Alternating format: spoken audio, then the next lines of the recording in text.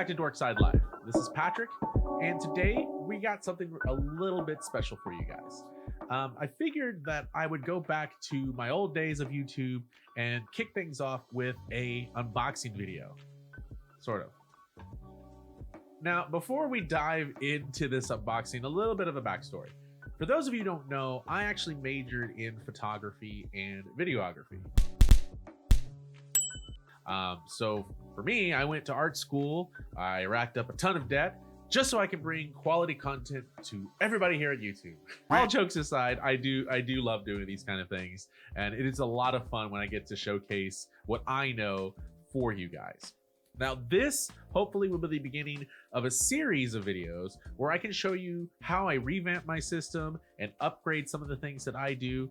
And a lot of you may be up and coming, maybe starting on YouTube, starting on Twitch, or maybe you just want to update what you have.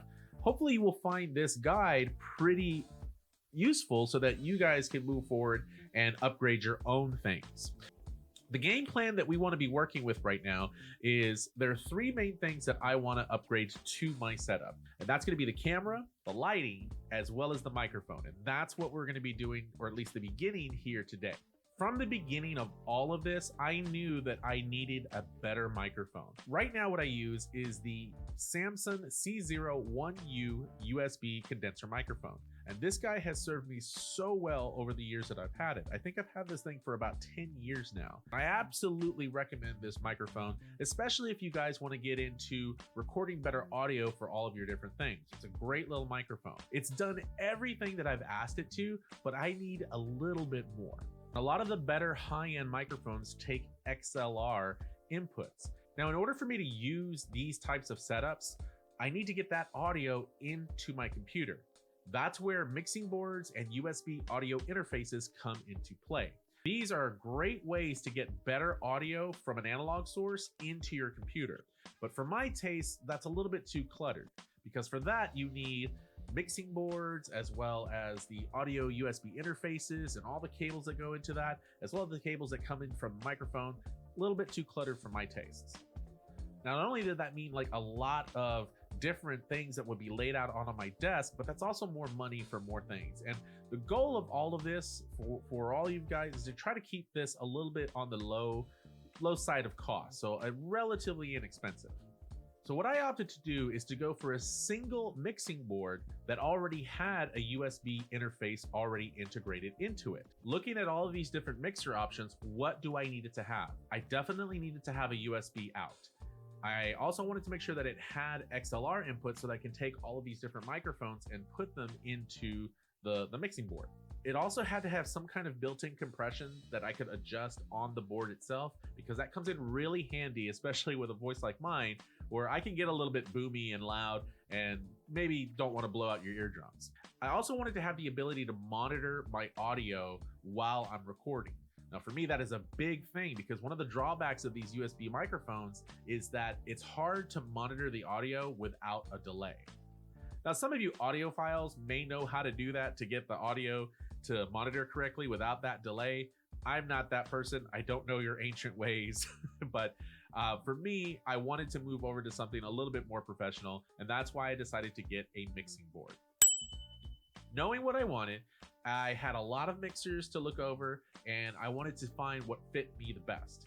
In come the pawn shops. I hit these guys up all the time to see if anything comes in, because they are a good place to find used equipment. Now, with that being said, you do have to shop a little bit smart and make sure that you know exactly what it is that you're getting.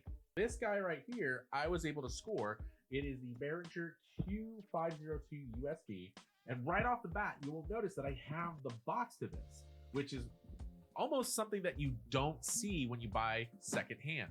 Inside of this guy was all the documentation, all of the original cables that were still tied up. I even managed to score the sticker. Yeah. So this guy was hardly used, maybe even not used at all. And I was super happy that I was able to pick up this guy from the pawn shop. Some of you might be a little bit leery about going into a pawn shop and getting something like this, and I totally understand that.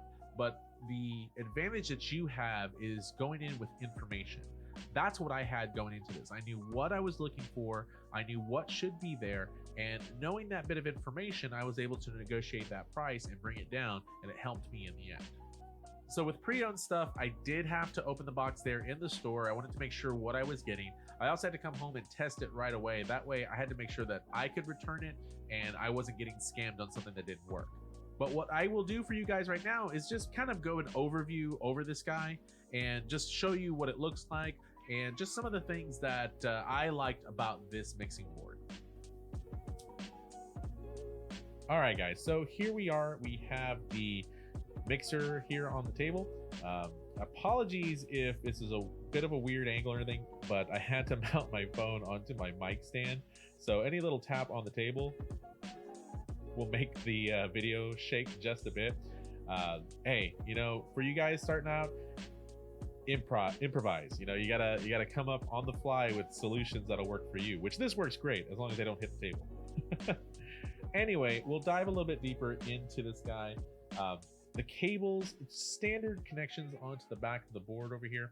As you see, we have just your power cable right in over here. Kind of looks like an S-video connection if you guys are familiar with that. And right over here we have our USB out.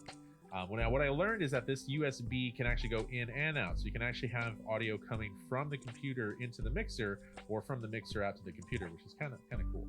As you see, guys, this thing is hardly, if any, used. Like, there's no scratches, there's no dings, everything looks pristine. I scored big going to the pawn shop getting this guy up. But I'll go over just some of the things that this guy has, starting with the XLR input right over here. Now, not only do we have the XLR input, but we also have a 1/4-inch jack right below that. So I can do either XLR or if your microphone comes with this, you can do the XLR to 1/4-inch right over there, just like that. Pretty cool. The other thing that we see right over here is we have our little gain knob, and all of this comes in line. So this first channel right here, all this goes in line with the XLR input, just like that. So we have our gain knob right over there and a high and low equalizer. So I can adjust the high tones or the low tones here, which is pretty cool. We also have our pan, so we can pan the audio left or right if you need to, as well as our line 1 level adjustment knob right over there, which is pretty cool. Going on to the line 2 and 3, we have, again, 1/4-inch jack inputs right over here, and those are broken up into these sections right over here. So these two knobs will adjust lines 2 and 3. These two will adjust lines 4 and 5. So any adjustments will be made to these right over here. Moving right along, we have our main out. So if we have some speakers that have 1/4-inch jack inputs, then we can take our main audio out from here and plug those into those speakers. We also have our headphone jack, which I was really hoping to get, and I'm glad I did, because now I can monitor the audio in real time, which I'm very much looking forward to. Also have here a power switch for phantom power. So if you have a condenser mic, this will supply that phantom power to power your condenser mics. And switches here to adjust the audio to go to headphones or out to the main mix, so that you can do certain channels that you can cut out or things like that. Also, as well as the volume knob for the main mix and the headphones. It's also nice that this board has RCA input and output. So if I wanted to, let's say, add some music from my iPod, I have my little adapter where I could split that off into RCA, and that way I could bring in some audio from my iPod, or maybe if I'm doing a call, and I wanted to add that mix into, let's say, I have a podcast or something like that, I can add that call right in here to that mix. So that's pretty cool. I want to thank you guys for watching. Make sure you leave a comment down below. Let me know what you think about the video. If you liked it, you disliked it, I don't care.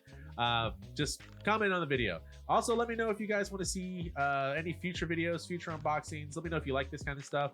I'll be sure to go into more detail about the mixer in another video, so I'll make sure to put that out there. Different microphones, USB versus XLR. That might be something that you guys might want to watch. Be sure to subscribe so you can get those notifications, and I will do my best to put out a video once a week. That's what my goal is. It may be a little shaky here in the beginning, but once everything kind of flattens out, I'll definitely be putting that content out there for you guys. Sound Canadian, guy. Anyway, guys, you know where to find me. I'm on Twitch, twitch.tv/DorksideLife, as well as Twitter @DorksideLife. You can always catch me here on YouTube. But anyway, guys, thank you so much for watching, and we'll see you on the dork side.